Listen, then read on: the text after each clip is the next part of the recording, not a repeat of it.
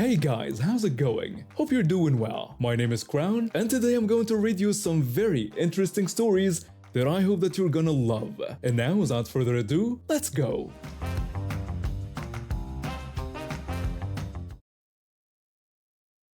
I've been working for the past decade, slowly climbing the corporate ladder.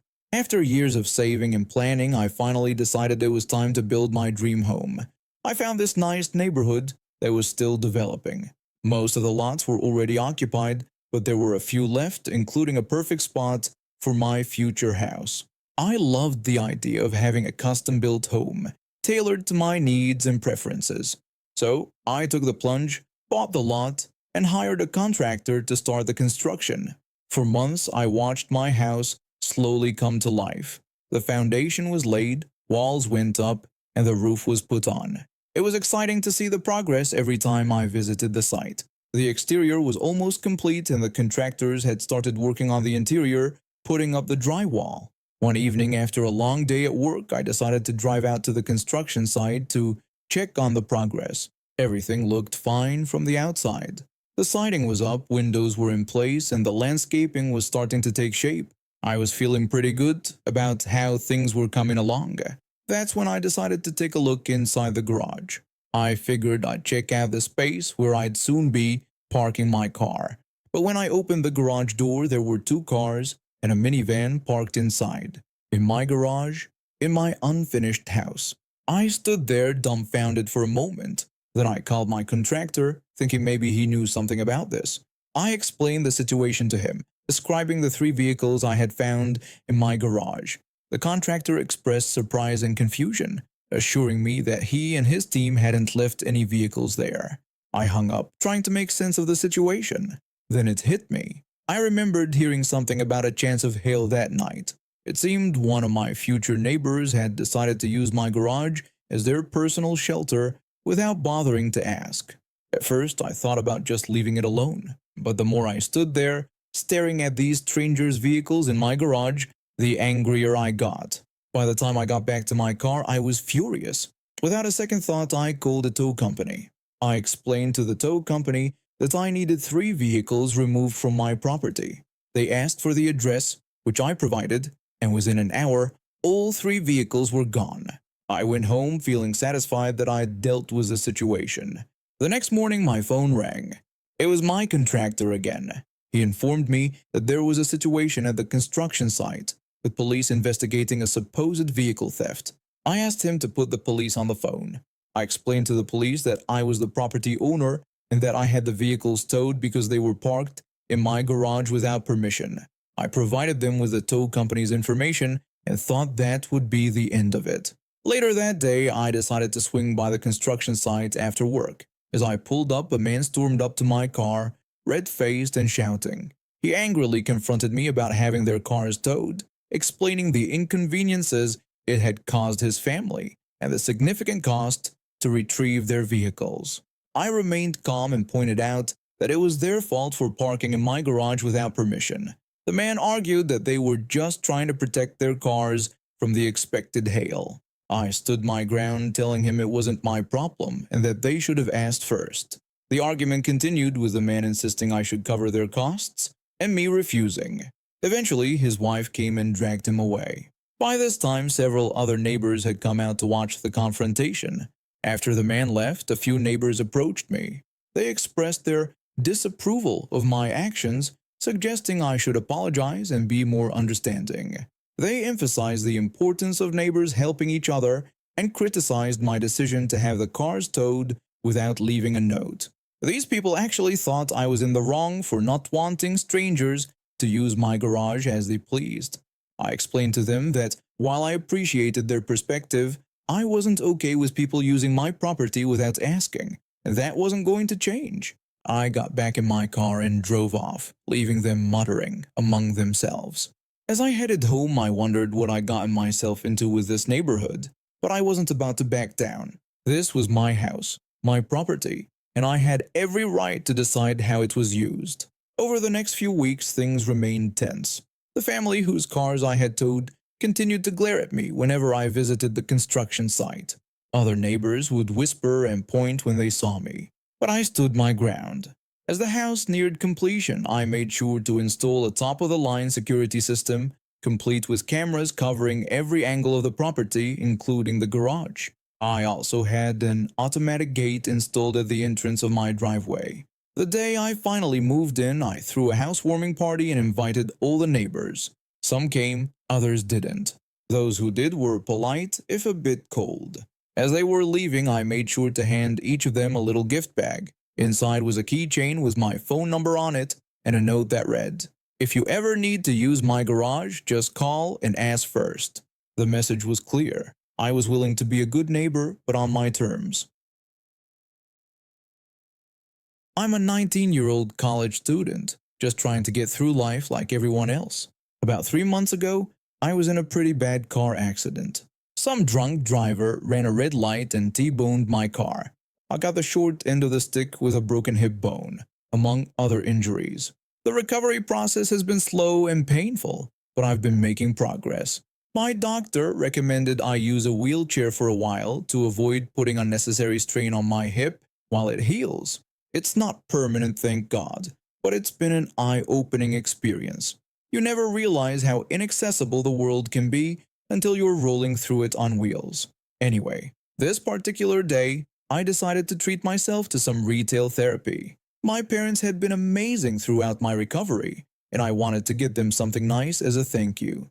So, there I was, wheeling myself through the mall, minding my own business. I just picked out a nice watch for my dad and was heading to find something for my mom when it happened. I heard this shrill voice behind me. A middle-aged woman with a "I want to speak to the manager" haircut was storming towards me, her face red with anger. She loudly demanded that I stop right where I was. Confused, I turned around thinking maybe I'd dropped something. I politely asked if I could help her. The woman, who I'll refer to as Karen, aggressively insisted that I get out of the wheelchair immediately. I was stunned and asked her to clarify what she meant.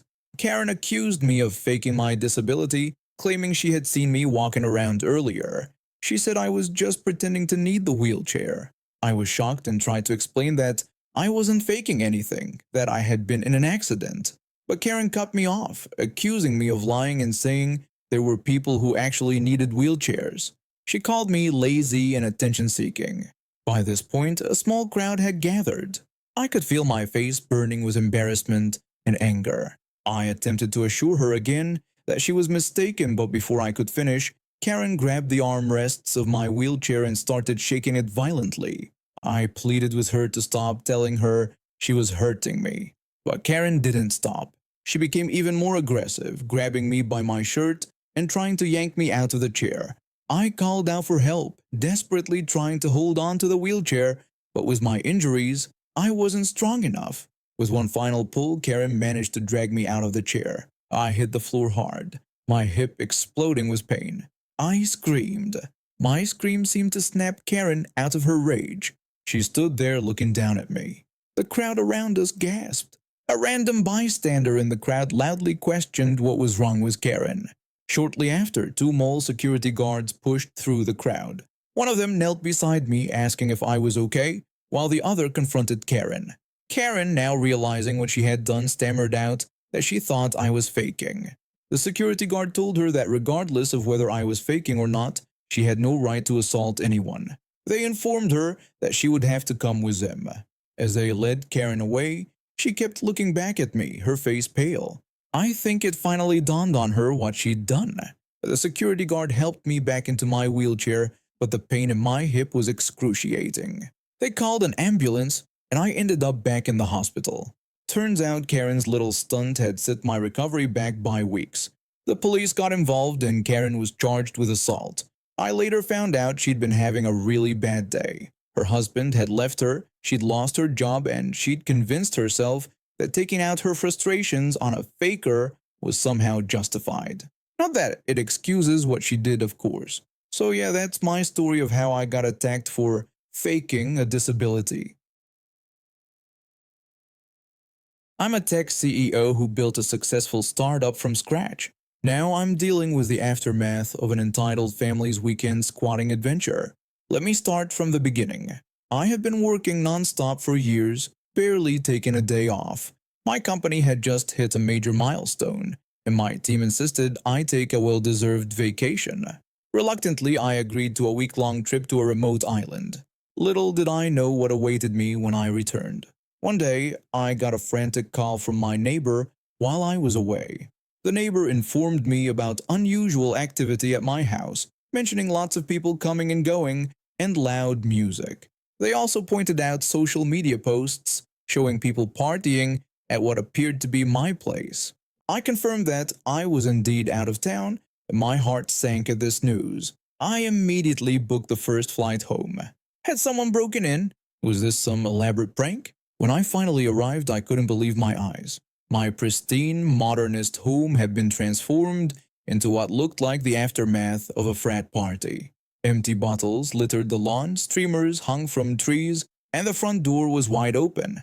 I stormed inside, only to find a family lounging in my living room like they owned the place. I demanded to know who they were and what they were doing in my house. The woman, who I'd later dubbed Karen, responded with disdain, claiming that this was their Airbnb rental. I informed them that this wasn't an Airbnb, but my private residence, and that I was calling the police.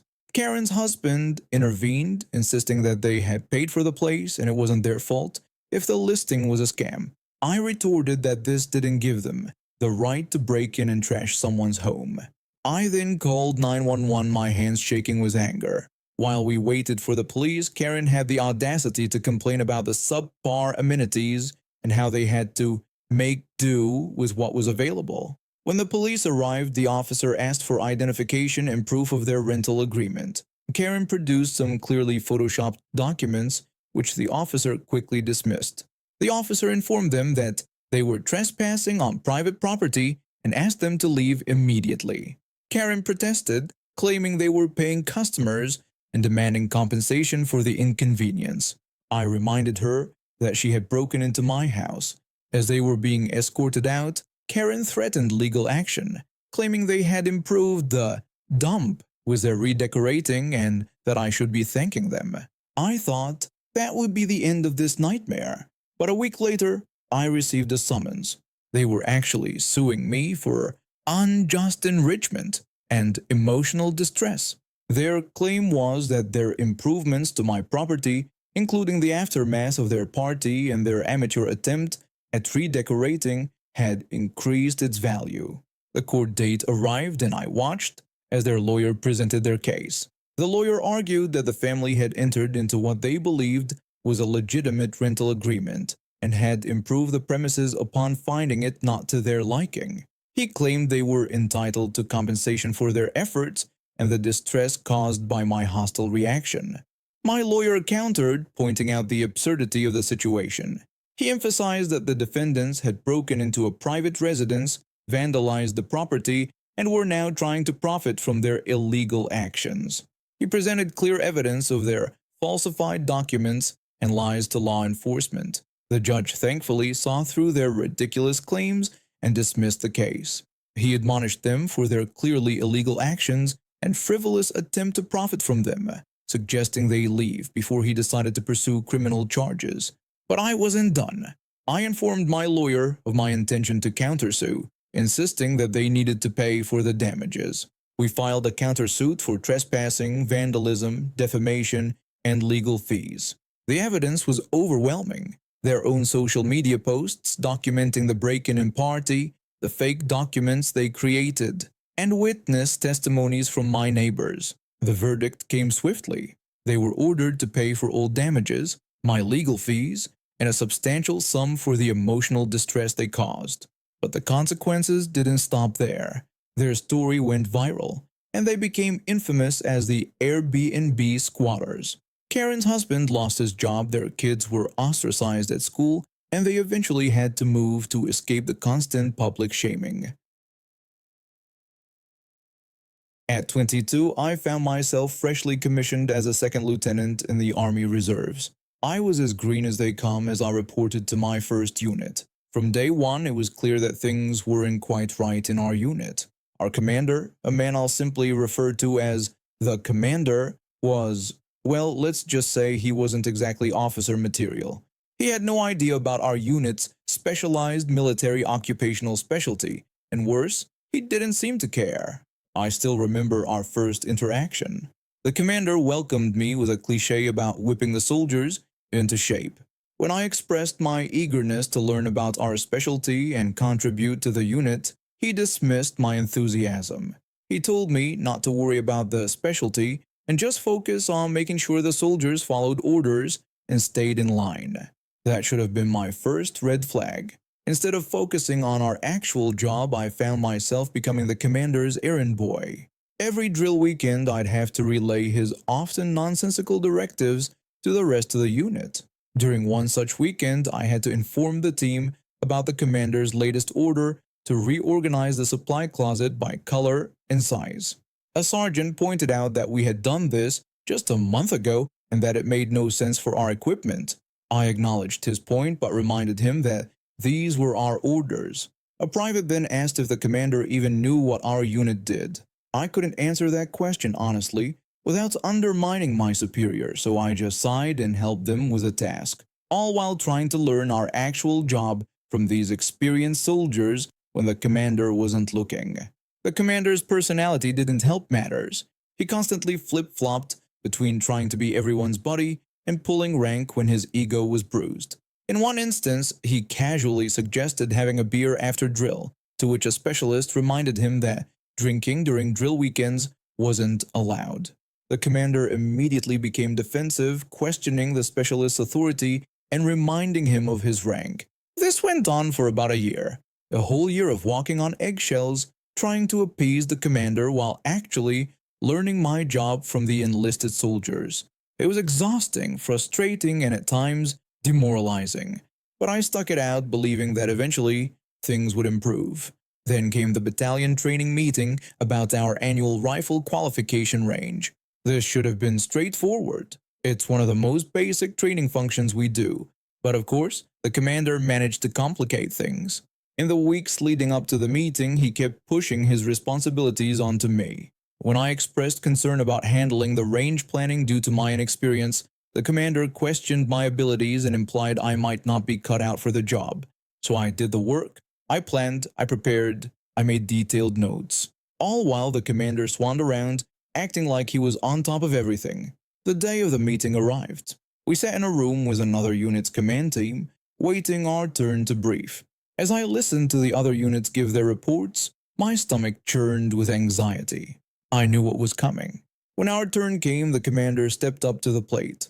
And oh boy, did he strike out. When asked about the status of our range planning by the battalion commander, he stumbled over his words, clearly having no idea what he was talking about. The room grew uncomfortably quiet save for the commander's stammering. I could feel the second-hand embarrassment radiating from everyone present. Finally, after what felt like an eternity, the battalion commander turned to me for clarification. My heart was pounding. Public speaking had never been my strong suit, and all eyes were on me. But as I stood up, I remembered all the work I put in. I had this. I provided a clear, concise briefing of our status and next steps. As I spoke, I could see the surprise and relief on the faces of the battalion staff.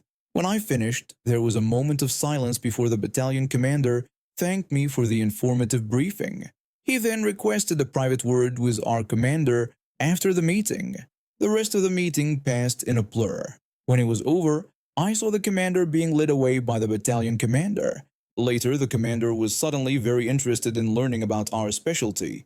He started actually doing his job, though not without throwing some resentful looks my way. But I didn't care. I had done my job and shown what I was capable of. And now we have reached the end of today's stories.